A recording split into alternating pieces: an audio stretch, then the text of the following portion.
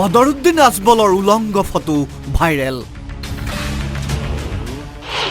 আজমলৰ পুত্ৰ Abdur ৰহিমৰো photo viral.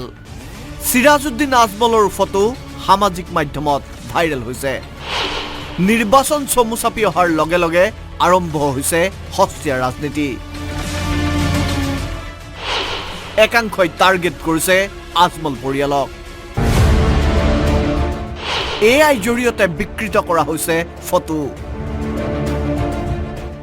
বিকৃত ফটো সামাজিক মাধ্যমত পোষ্ট কৰি লিখা হৈছে এনেদৰে, কোন হ'ব বিনাকান্দি সমষ্টিৰ AIDFৰ প্ৰাৰ্থী?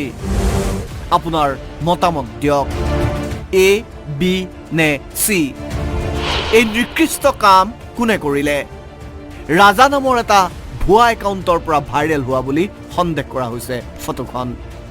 ফটোখন ভাইৰেল হোৱাৰ পাছতে উলামা কাউন্সিল অফ আছামে দিছপুৰ থানাত দাখিল কৰিছে এজাহাৰ।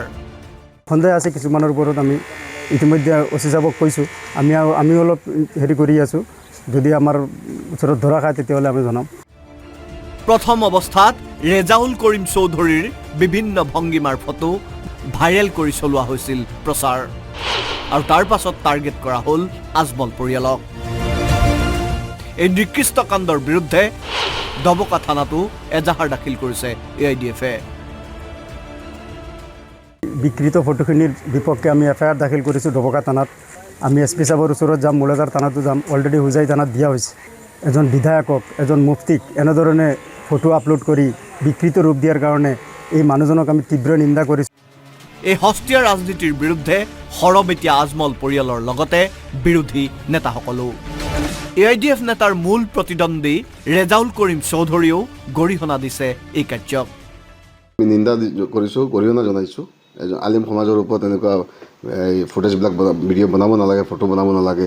ইয়াৰ জৰিয়তে মৌলানা আজমল চাহাবৰ বিৰুদ্ধে বা আজমল চাহাবৰ যিটো ফটো বনাইছে এইটো সমাজত বেয়া এটা প্ৰভাৱ পৰিছে, এনেকুৱা হ'ব নালাগে। মই সকলোকে আহ্বান জনাইছোঁ। আমি কালি আমাৰ যুৱ ঐক্য মঞ্চই যোৱাকালি ডবকা থানাত FIR কৰিছে। আজি আমি জিলা উপায়ুক্ত মহোদয়কো গৈ পেলাই এই বস্তুটো মানে কৈ আহিছোঁ যে ইয়াৰ ওপৰত বিহিত ব্যৱস্থা ল'ব লাগে বুলি।